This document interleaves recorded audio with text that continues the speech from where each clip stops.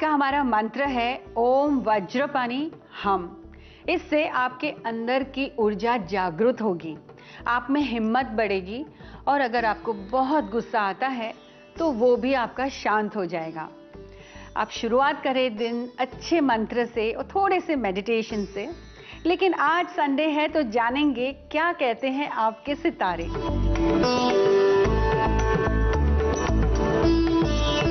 सबसे पहले शुरुआत करते हैं आज एरीज यानी मेष राशि से। आपके कार्ड्स ये कह रहे हैं कि आप सोच रहे हैं कि किस तरह से आप अपनी पढ़ाई आगे करें, रिसर्च और बढ़ाएं, और आज आप बहुत फोकस से ऐसा कुछ करेंगे जिससे आपकी जो भी आप काम कर रहे हैं उसमें कुछ और अलग ट्विस्ट लाएंगे जो आपके लिए बहुत अच्छा रहेगा। शाम को आपको लगेगा थोड़ी सी गड़बड़ या आपको ऐसा लगेगा कि कोई आपको समझ नहीं पा रहे हैं। कोई बात नहीं, कम्युनिकेशन अच्छी तरीके से बात करके प्रॉब्लम सॉल्व हो जाएगी आज।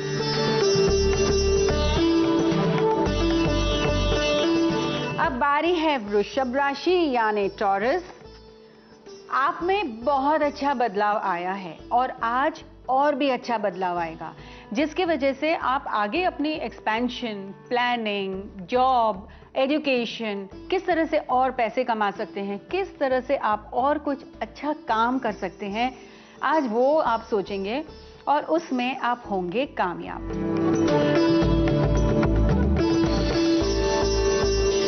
अब बारी है मिथुन राशि यानी जेमिनी। आपके आज के कार्ड्स इतने अच्छे आए हैं कि अगर आप आराम करते हैं तो आप पूरा रिलैक्स हो जाएंगे, आपका स्ट्रेस निकल जाएगा। अगले हफ्ते आप फुल ऊर्जा से काम कर पाएंगे और अगर आज आप कुछ काम भी पूरा करना चाहते हैं तो वो होगा आज एकदम फैंटास्टिक।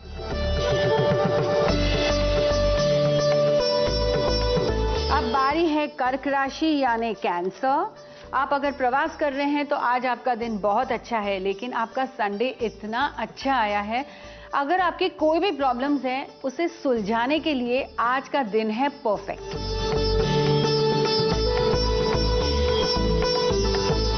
अब बारी है सिंह राशि यानी लियो।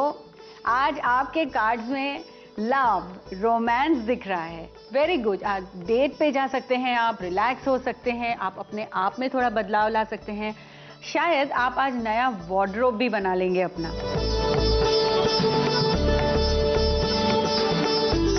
अब बारी है कन्या राशि यानी वर्गो। आपका अगर कोई लीगल पेपर वर्क का काम चल रहा है तो वो होगा पूरा। आप बहुत डिटेल में काम करेंगे और बहुत अच्छी तरीके से आज आपके काम भी पूरे होंगे। लेकिन आपके कार्ड्स में रोमांस और लव भी बहुत दिख रहा है आज।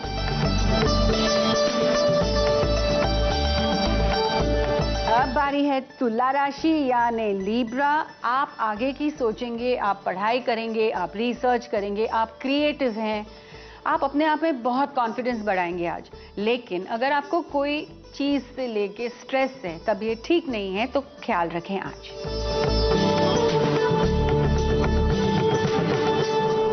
अब बारी है वृश्चिक राशि यानी स्कॉर्पियो।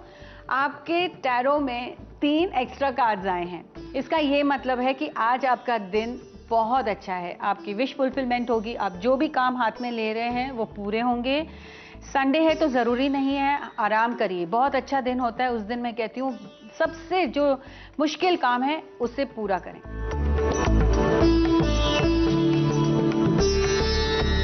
अब बारी है धनु राशि यानी सैजिटेरियस।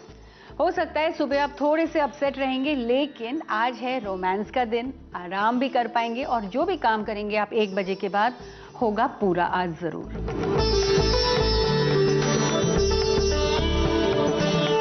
अब बारी है मकर राशि यानी कैप्रिकॉर्न। अगर आप प्रवास कर रहे हैं तो आपके लिए दिन बहुत अच्छा है।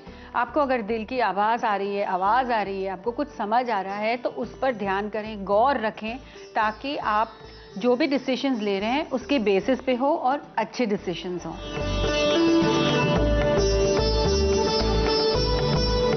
अब बारी है कुंभ राशि यानी एक्वेरियस। आप ड्रीमर हो, आप आगे की बहुत सोचते हो, आप इन्वेंटिव मूड में हो। आज आप जो भी इन्वेंशंस करेंगे लिख के रखिए, क्योंकि आज बहुत अच्छा दिन है।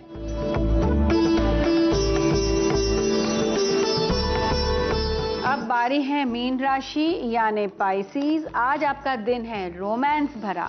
अगर पहले कुछ पैसे अटके हुए हैं वो भी छूट जाएंगे आज, इसलिए आपको टेंशन नहीं होगी और आज रिलैक्स कर सकते हैं आप। Chill, enjoy yourself. आज हमारा वीकेंड स्पेशल शो है जहां पर हम लाए हैं आपके लिए एक खास गेस्ट। ये हैं सेलिब्रिटी, फिल्म पर्सनालिटी, लेखक और डायरेक्टर भी हैं, जो हर दिल और हर घर में घर बना लिया था उन्होंने। प्यार करते थे इनसे सब। The one and only Siddharth कक। हेलो, नमस्ते कक साहब। बहुत अच्छा लगा आपसे मिलकर। नमस्कार Lara ji, thank you for calling. आपसे पहले भी मैं मिल चुकी हूँ and I have had wonderful बातें आपके साथ। और आपकी पोएम्स याद है, आप जो कविताएं लिखते हैं वो आपके शेर व शायरी थोड़ी बहुत। अभी भी लिखता हूँ। अभी ज्यादा लिखता हूँ, पढ़ती टाइम है ज्यादा। तो सुरभि ये इतना सुंदर शो था और इतना मजा आया, लेकिन हर घर में हम देखते थे कि सब लोग टीवी के पास बैठ जाते थे वो शो देखने के लिए। और उस समय हमने सुना है कि बहुत लोग आपको चिट्ठियां लिखते थे और एक समय ऐसा था कि ट्रक भर के चिट्ठियां आती थी। तो क्या लिखते थे लोग आपको और कैसा लगता था आपको? हाँ, नहीं वो ऐसे बातचीत भी होती थी, क्योंकि शो का भी एक इसका जो एक स्वरूप ये था कि रिलैक्स्ड जमीन पे बैठ के हम बात करते थे। तो इट वाज ए दिल से दिल, हार्ट टू हार्ट जैसे कहते हैं। तो उस वक्त तो हमें कोई अंदाज़ा ही नहीं था कि ये जो हैं चिट्ठियाँ क्या हैं या आएंगी भी नहीं आएंगी, लेकिन हम प्रश्न पूछते थे। सुरभि में आखिर में एक क्वेश्चन आता था। अब कोई आइडिया ही नहीं था कि वो जो एक क्वेश्चन जो है वो एक इतना पॉपुलर होने वाला है, इतनी तादाद में लोग उसको लिखेंगे। क्योंकि प्राइज़ ऐसा नहीं था जैसे आज के है कि मतलब बहुत बड़े बड़े प्राइजेज हैं, मतलब लाखों करोड़ों में आपको प्राइजेस मिलते हैं, ऐसा कुछ नहीं है। उसमें छोटा मोटा कोई गवर्नमेंट के सोप या साबुन या कुछ था, या कहीं हाँ टूरिज्म डिपार्टमेंट के ज़रिए से कुछ आप जा सकते थे, कहीं कोई जगह विज़िट करने के लिए, सांस्कृतिक जगह कोई थी, तो ऐसी बड़ी चीज़ नहीं थी। लेकिन मुझे लगता था कि वो समय जो था वो एक ऐसा समय था कि लोगों को इस प्रोग्राम में एक कॉन्फिडेंस, एक विश्वास मिला कि हम भी हैं। क्योंकि वो टाइम जो था वो थोड़ा अनसर्टेनिटी का था। पहले जो है टेलीविज़न खुला था, बाहर की बहुत सारे इन्फ्लुएंसेस आ रहे थे, अपनी संस्कृति पे लोग थोड़े बहुत परेशान थे। तो ये एक प्रोग्राम था जिसमें उनको लगा, जो एक बना भी शायद अच्छी तरह से ही बना, एक कॉन्फिडेंसली, एक प्रोफेशनली चीज़ बनी। तो बहुत तादाद में लिखते थे। आज के दिन में मुझे ऐसे लगता है असली टीआरपी वो चिट्ठियाँ थी। बहुत अच्छी बात थी वो। तो आप तो लिम्का बुक ऑफ रिकॉर्ड्स में भी उसमें एक दूसरी बात है। ये क्या है कि आप नहीं जानती हैं शायद, या अब जानती होंगी कि मैं ज़्यादातर हिंदी वगैरह बोल भी नहीं पाता था अर्लियर। अब आपके साथ मैं इंटरव्यू कर रहा हूँ हिंदी में, सुरभि की देन है, शुक्रिया। लेकिन जब मैं शुरू किया मैंने सुरभि, मेरा बड़ा कंफ्यूज्ड देसी था कि मैं कौन हूँ, कि मैं अंग्रेज़ी जानता हूँ लेकिन अंग्रेज़ के लोगों के साथ मेरी कोई खास दिलचस्पी नहीं है। मैं शहर में रहता हूँ लेकिन मैं गांव के करीब आना चाहता हूँ, और मैं अपनी संस्कृति को जानना चाहता हूँ लेकिन मुझे कुछ ज्ञान नहीं है। तो मैं कौन हूँ? I am an Indian. तो उसको ये जो सुरभि के द्वारा जो मुझे एक लोगों ने मुझे विश्वास दिलाया that we have accepted you, वो सबसे बड़ी देन मेरे लिए थी। कि there I began to feel कि हाँ भाई, मैं सही जगह पे हूँ, मैं सही चीज़ की है अपनी लाइफ में। आगे जो कुछ भी हो, I am now satisfied. Bharat देश की संस्कृति के बारे में आप जितना जानते हैं, आप हर कोने में गए हैं, आपने बहुत रिसर्च किया है। और आप ये भी हम सुरभि में देख रहे थे कि आपने ये बोला है कि जब फ्रिज नहीं थे तो बर्फ कैसे बनती थी। ऐसी बहुत सारी अच्छी अच्छी एपिसोड्स हैं जो आप हमारे साथ शेयर करें, ताकि लोगों को भी पता चले कि हम अभी तो ये समय में going back to the roots हो ही रहा है, लेकिन कैसा और कौन से ऐसे एक्सपीरियंसेस? जी लाला जी, सच पूछिए तो ये एक्चुअली मेरी नॉलेज नहीं है। हम तो एक स्पंज की तरह हैं, नॉलेज आती है तो हम उसको एब्जॉर्ब करते हैं, दर्पण की तरह है कि वो आता है हम उसको रिफ्लेक्ट करते हैं, क्योंकि इतना ज्ञान तो मेरे पास नहीं है, थोड़ी समझ है, ज्ञान नहीं इतना। आइस कैसे बनती थी उसका जवाब दे ही सकती है कि नहीं दे सकती हैं? आपने लोगों को उत्सुक कर दिया है लेकिन वो है एक तरीका, जो एक खड्डे बनाते थे और उसमें वो जो है पानी डालते थे एक जगह पे, उसके ऊपर वो हे वगैरह लगाते थे और वो फिर सूखता था और इतनी तादाद में बनता था कि वो एक्सपोर्ट भी होता था समुद्र पे। अभी समय बहुत बदल गया है। हम जो एक साथ में घर में सब लोग रहते हैं कोविड के समय, और सबको कुछ नए तरीके से काम करना है, कोई घर में कुकिंग रेस्टोरेंट खोल रहे हैं, कुछ कर रहे हैं, कोई डिजिटल बिजनेस कर रहे हैं। तो आपके क्या राय है इसके बारे में, यंगस्टर्स के लिए, एल्डर्स के लिए, जो ऑलरेडी बिजनेस में हैं, उनके लिए, जो व्यापारी हैं, क्योंकि सब वेट कर रहे हैं कि कुछ बदले, तो आपका क्या कहना है? लाला जी, मेरा क्या कहना है, सभी चीज़ तो अनुभव से ही आती है। आज जो हो रहा है हम साथ, हम जो ये फेस कर रहे हैं पैंडेमिक, 100 साल के बाद पहली बार ऐसा कुछ हुआ है इस स्केल पे। हमने कभी इसको एक्सपीरियंस नहीं किया, ना आपने किया ना मैंने किया। तो मैं मतलब बेधड़क तो नहीं कह सकता हूँ कि ये करो वो करो ऐसे करो, लेकिन इतना है जैसे मुझे अपने आप सीखना पड़ रहा है कि अब मुझे उस तरह से जीना है जैसे मैंने पहले अपने करियर की शुरुआत में किया था। वो तो मैं अकेले था और मुझे सारी चीज़ें खुद करनी थी और जोश भी था, लेकिन आज अनफॉर्चुनेटली इंसान अकेला हो गया है। आपको जो भी करना है अब अकेलेपन में करना पड़ता है, टेक्नोलॉजी के सहारे। तो सबसे पहली चीज़ है कि आपको टेक्नोलॉजी सीखनी है। टेक्नोलॉजी, मेरे पास जो है आर्मी होती थी कि भाई ये असिस्टेंट है, डायरेक्टर्स हैं, सब कुछ हैं, इसको बोलो ऐसे करो ये करो, मुझे कुछ करना नहीं था, वो करते थे। अब मेरी जो फौज जो है, मेरी आर्मी जो है, ये मेरे फ़ोन के अंदर है। तो हमें एक अल्टरनेटिव लाइवलीहुड ढूंढना है जो आज के माहौल में सूट करे। अब ये मैं डेफिनेट नहीं कह सकता हूँ, जिसका जो है ऑक्यूपेशन और जिसकी जो चाहत है, जिसके जो काबिलियत है, उसके हिसाब से उनको एक जगह अपने लिए ढूंढनी पड़ेगी, नई जगह, और वो क्या हो सकती है।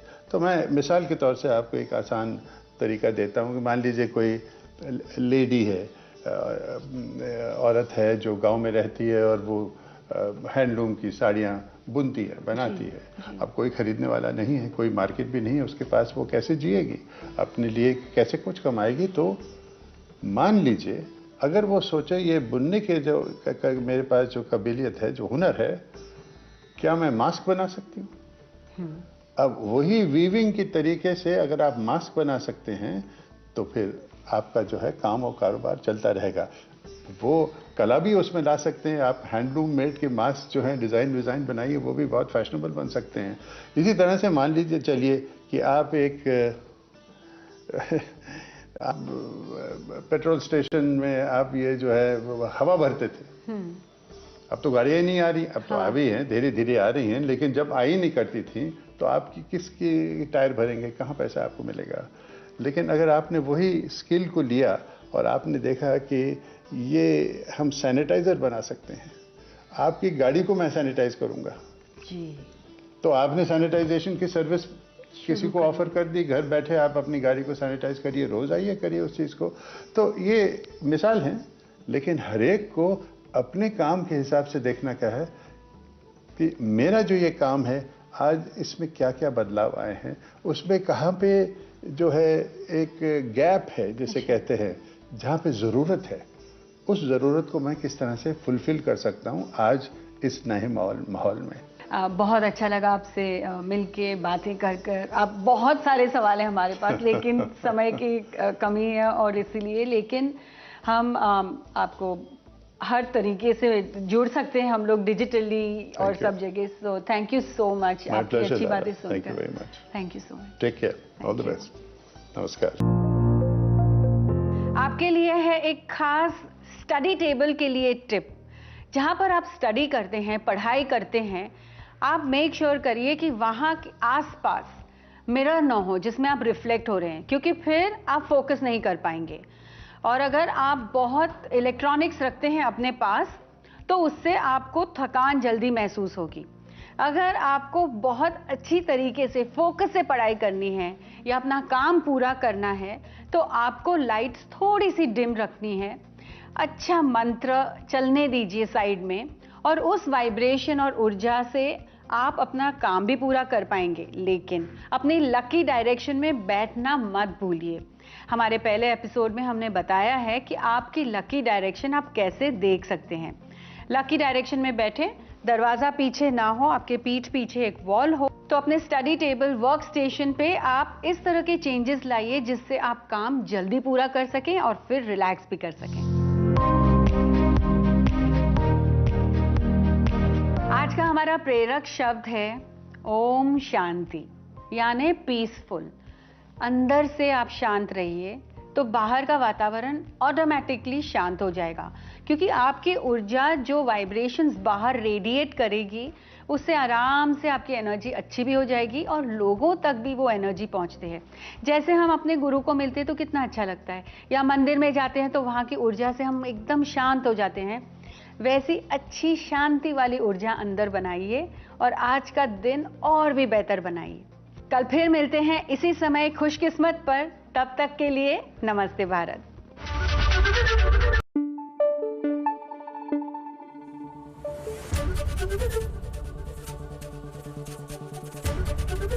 एबीपी न्यूज आपको रखे आगे।